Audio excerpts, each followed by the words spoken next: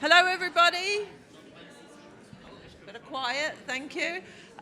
My name's Amroz. I'm editor of the TES, and I'm also a judge on the Global Teacher Prize. And it gives me great pleasure to introduce Richard Johnson from Australia to you to present this wonderful masterclass. He's got props, so I'm really looking forward to this. Let me just tell you a little bit about Richard. Together with a willing principal and curious primary school children in Perth, Western Australia, Richard has turned a simple science lab into one of the most advanced STEM labs in the country.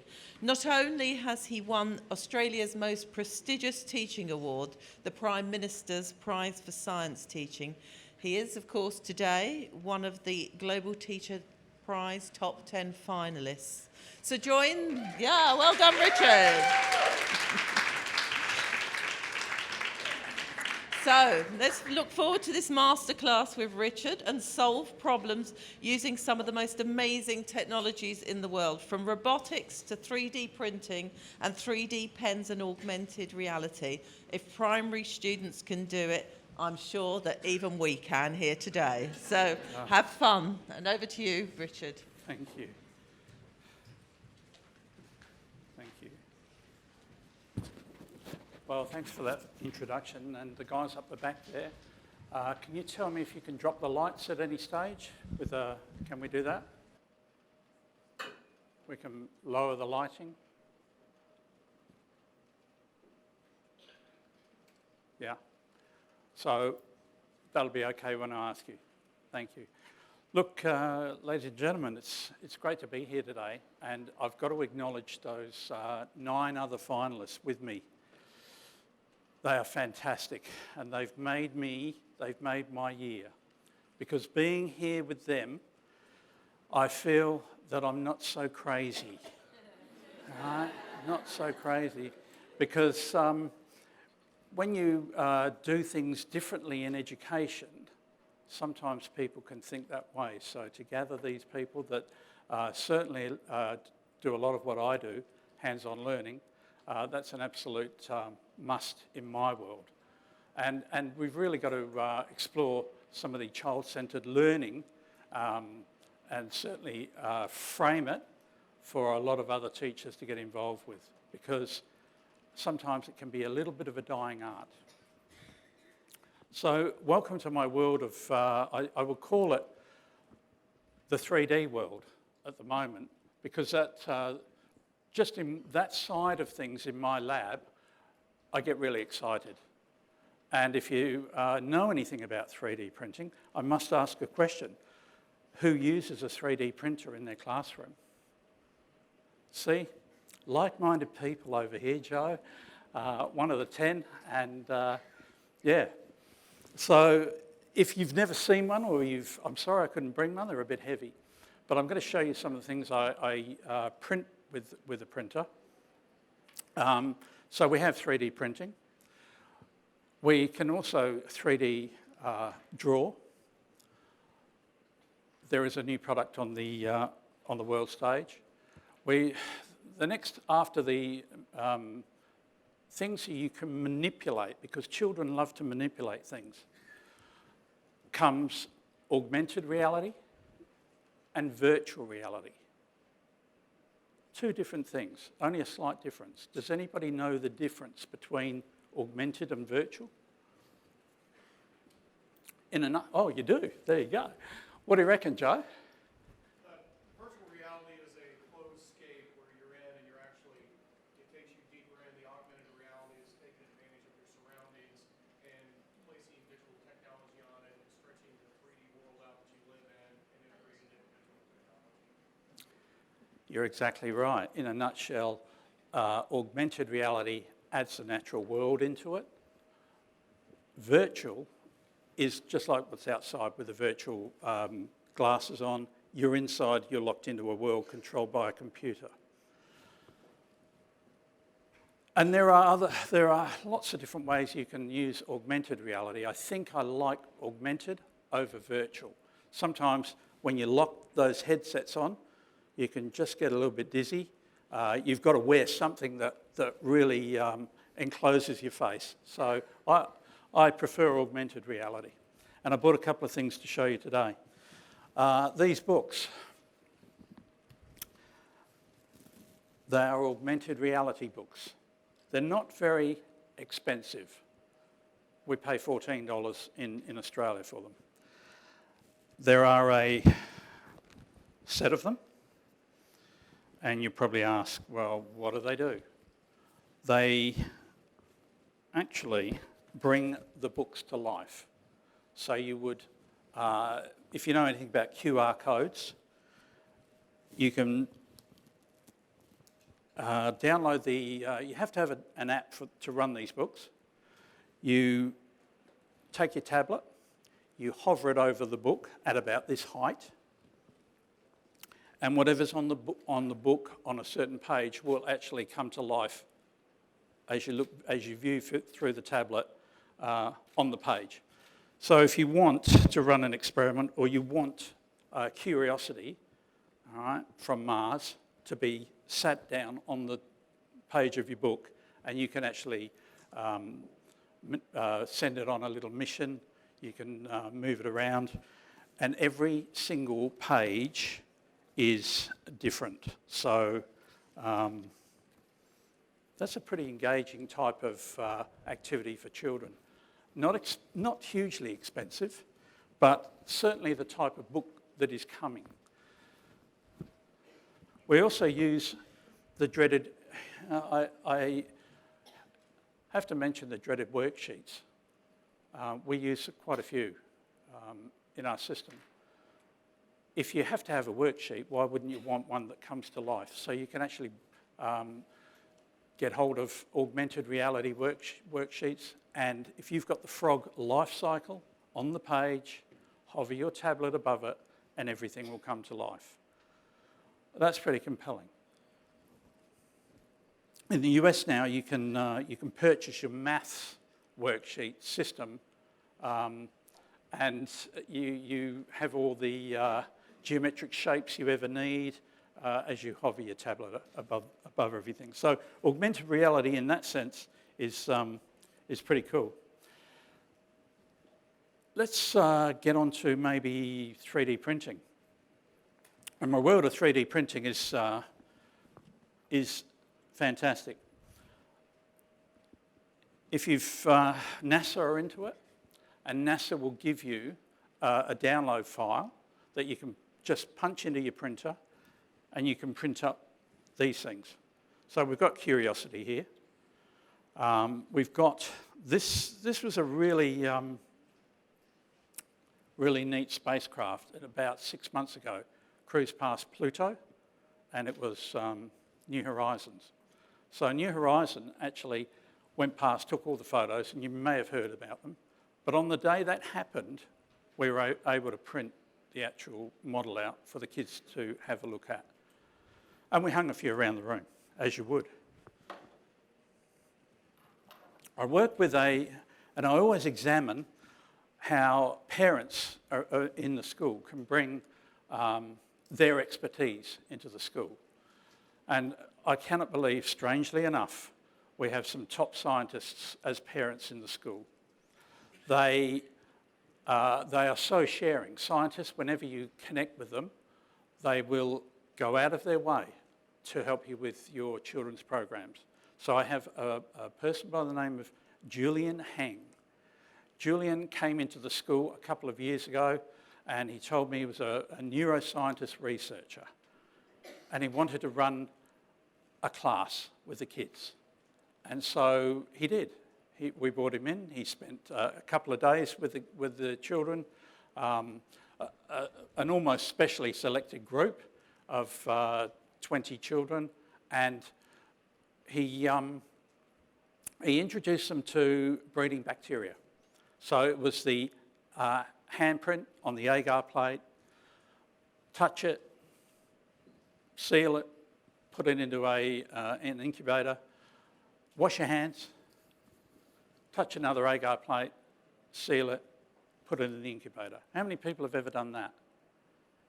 You may have done it at high school, probably.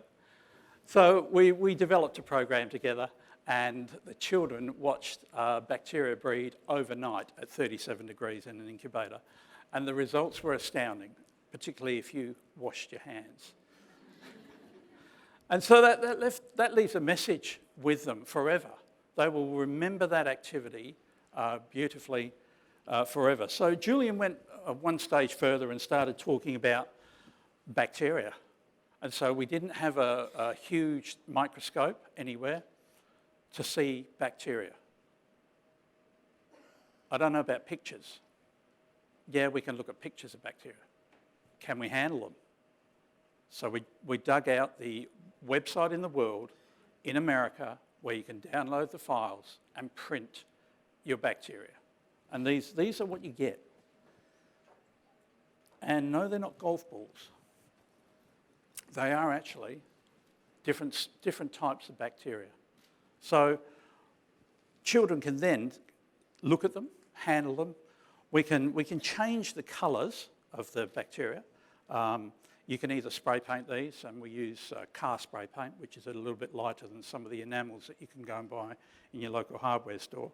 But what a thing to be able to do, print up bacteria. And then we started searching for other ideas.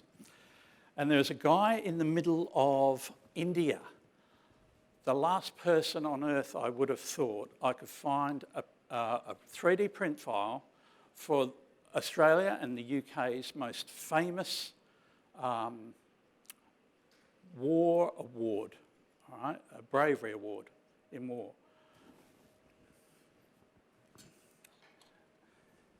And we found it. Does anyone recognise that? Maybe UK people? Has anyone ever seen one? All right. Yeah, the Victoria Cross medal. Nobody in our school had actually ever seen one. And this guy in England, in India, he runs a website called Turbo Squid. A very clever man. He got a picture of the Victoria Cross and he'd rendered it. And he spent 2 weeks putting in detail in the file so that we could download it. And once we printed it, we looked at it and said, well, it's beautiful, it's got lots of detail in it, but we wanted all our children to be able to prepare one just like you would do on any celebration. Anzac Day is our big day. They were too big. And we'd never seen one. So then we reduced the size and we started printing them. The children were allowed to spray paint, make them look antique with a bronze spray. Too big, but nobody had ever seen one. As it turned out, by the time we got to the army or the museums to find out actually how big they were that big. And so all our children got to print them on a very special celebratory day of the year for bravery of the Anzacs. So that's just another way of using 3D printing by being able to print out, if you need it, a DNA model. This was printed in several stages, different colours, and the engineering on it is beautiful. The 3D printers are probably no bigger than half the size of that. They do take a long time though. They are not terribly expensive to print because everything inside is a honeycomb. It's hollow, everything is hollow. So they're not solid prints. And that makes it very economical. Creopop. When you're running low on budget, you've got to solve problems, you've got to think outside the square. And so what we had a go at was looking for technologies that had just been presented by startup companies on the planet. So we went to Indiegogo and Kickstarter. Has anyone ever heard of those two funding platforms? Okay. And so this was actually one of the models on there. And it's a 3D pen. We could actually draw up. So it's quite an impressive device, and it's quite safe. It was safe for our needs for the children. There are 3D pens in the world that are hot, and they have an odour. So no fumes in this one. We turn it on, and it will extrude. It will extrude a resin, and the resin is hardened by the effects of the UV light. So it's not hot. It comes out. I'm running it a little bit too fast here, so it won't actually harden. But ultraviolet light, just like they use when you go to the dentist for a filling. And so that was really interesting, giving those to a child, because what do children do when you give them a pen to colour in with? They colour in. That's all they did, in 2 dimensions. They forgot that they could 3D print. And so we started printing up their bugs and animals and all sorts of different things. And that was quite a unique idea. To extend our 3D world, we then went to augmented reality. And the lesson I'm going to quote for you today was probably our most adored and loved lesson from last year. Last year in Australia was a year of light, and I struggled to think what we could actually do with light. And we ended up coming up with two ideas, which were unique, which were innovative, and some of you have got a light projector on your table. And they are these things. They were invented by somebody in Russia who used to make them out of old CD cases. You know, the jewel cases? It's a very brittle plastic. And we'd seen it made on YouTube, but we can't cut thick, brittle plastic. So we hunted far and wide and came up with this binder plastic. You can buy it in your stores, your office supply stores, and we had a go at it. We tried all sorts of different plastics. We even tried laminating sheets. And so we came up with a design, and this is a typical STEM activity because it's science, technology, engineering and maths. So how does it work? Well, once we cut out the pieces, and you'll see on some of the tables around, we came up with a shape. It's almost like a pyramid. And we just stuck it together with sticky tape. It probably cost 20 cents, but it will project holographic images. Okay? So if you've got a phone or a tablet or even a computer screen, you can actually do it right now. All right? Maybe it might work on your phone if your phone's big enough, but usually a tablet is better. So, how does it work? You have to go to YouTube and type in 4 face videos. So we're looking for a video with 4 faces. 4 face videos.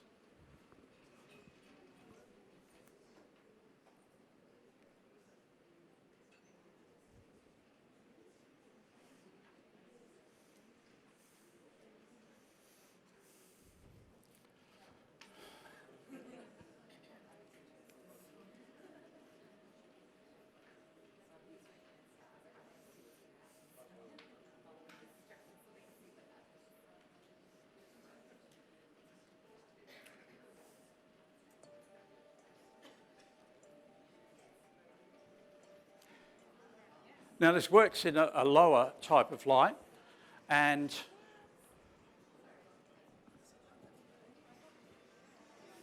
can we turn the front lights off, guys?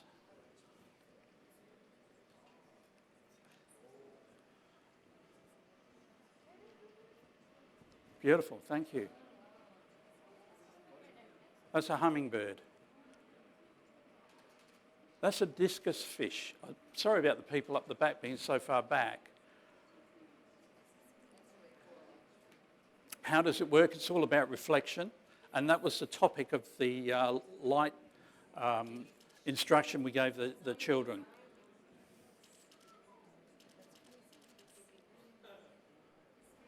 Oh, that's a jellyfish.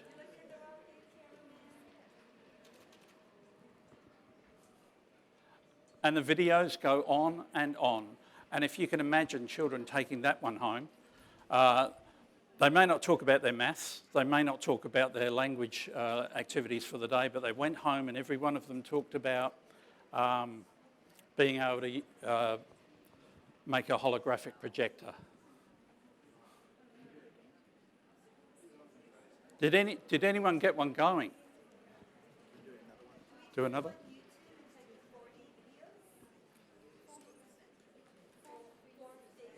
4 face videos.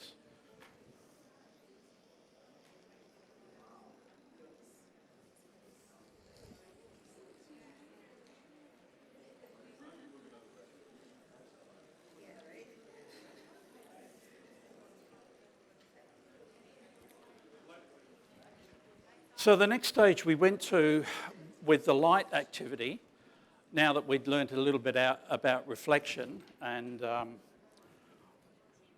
translucent, transparent, opaque materials, we searched the net and found probably, I'd say, the world's hottest print that you could ever want, all right? And it's all to do with light. So if you've ever seen a stick in the ground and tried to tell the time, all right, with it,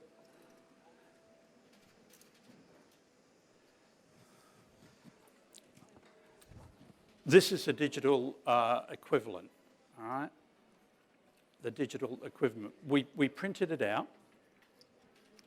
And I think the guy that did it is probably one of the cleverest people on earth, because you can make this and it will tell you the time using light. Okay. How does it do that? Well, it's got a matrix of holes through it, and you put it out in the sun. There's a northern and a southern hemisphere print, if you want it. And you would sit it on a, can I just borrow your bottle for a second? You would sit it on a jar or some sort of container full of sand, calibrate it with the light, and as the sun passes over, you get the projection of all the numbers on the ground, and it would change every 10 minutes. So, yeah. Thank you. Now, okay, that's a great question. Where did you get that model? There is a website in the world called Thingiverse. So, pretty much Thingiverse, Thingiverse. So if you want to make a sundial, a digital sundial, just type that into Google and you'll see how they work, all right? But that brings our children into an era where no longer do we have a stick.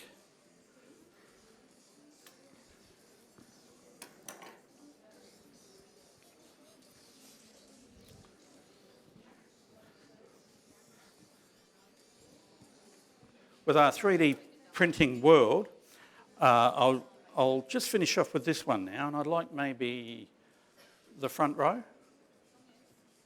Would you like to get involved with this one? I'll have my pair.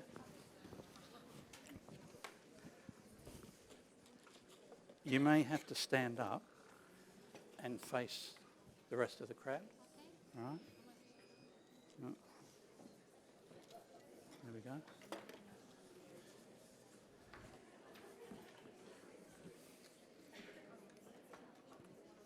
Do you guys want to get involved? Excellent.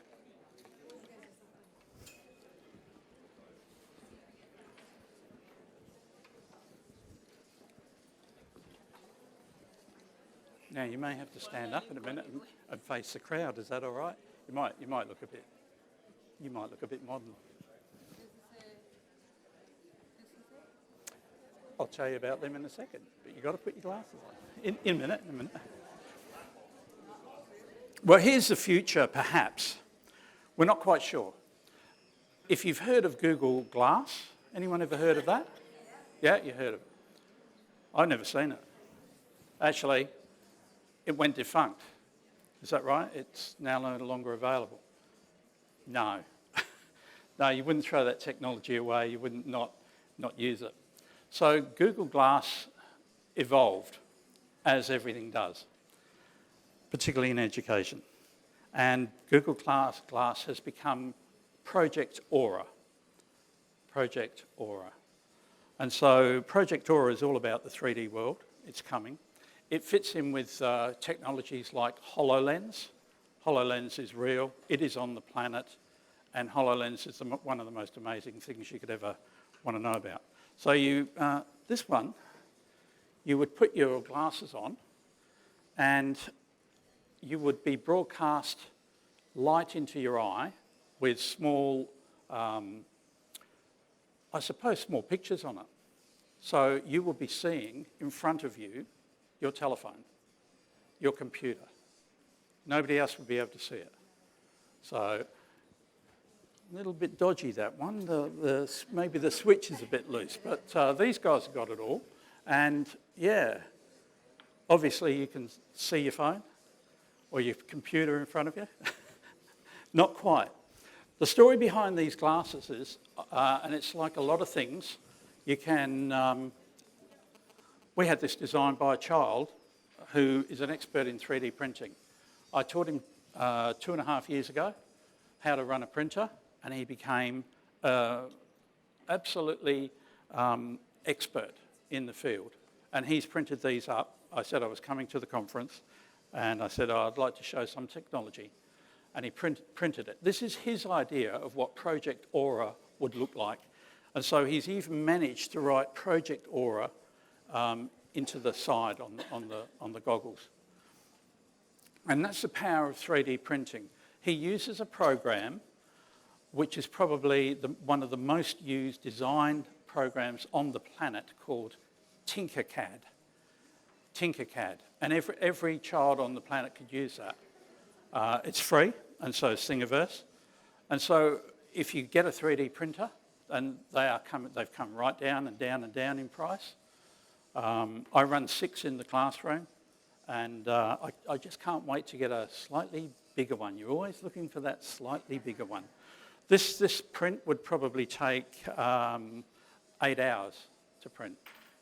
All right, it's got some serious movement in it, but yeah, I thought that was a rather lovely project for a very bright child to be able to do. And so that really brings me to the end of, and I really need to get a photo of you guys, brings me to the end of this presentation on some of the types of printing, some of the types of technologies I use in the room and where I get them. I have a 3D scanner coming from, I think it was Indiegogo. It was $150. I'll clip it on my phone and I will scan you and then I will print you. You can do it. You can do it. Yeah, yeah. Mind you, some of the high-tech scanners are many, thousands of dollars. I will have a 3D camera. I will be able to run. We tried building Google Cardboard and it didn't work. I'd rather buy the or print maybe even the plastic goggles. The Chinese sell them very, very cheaply. You can buy a set of VR box. They're an imitation of what's outside, $25, $20. So, yeah, I hope you enjoyed that today. And are there any questions? Yeah. Does your school, is it the board or the school itself that supplies you with all the funding? Because these are amazing projects, but I'm sure that not every school could supply the same machines that you guys have. Well, the printers, you're right. They can be about up to about $1,500. You can buy them for $600, but we apply for grants. We source them through corporate sponsorship. Only one will turn the crowd on. Once parents can see that in a school, yeah. My funding comes from mainly grants, right? And I've run the lab for 11 years now. What I will say, in wrapping up, the way I stand with science teaching and STEM, which leads into STEM, it's repeatable. Any school can do it. I started in an old art room and I did what I could to set it up. You will find teachers in every school who are passionate about what they would want to see happen in science and technology. And you'll find them, empower them. And that's what happened to me. I had a fantastic principal who said, Richard, how would you best teach science? It's not quite working. All the teachers are too busy, they're not confident, and there are many other reasons why science isn't taught well in a classroom. And so we've gone some way to addressing that, and believe me, every child in our school loves it. No longer do they say, we want to be a fireman or a policeman or a nurse no, want to be a scientist, all right? Christian. I just wanted to say, this is an amazing teacher. Everyone in Australia is just so proud of the work that he has done. And we won't tell you the years and years of hard work that he's had to do to get access to this type of equipment for our students. So you are, and couldn't be a better ambassador for Australia, and we all think you're a legend, mate. Thanks very much.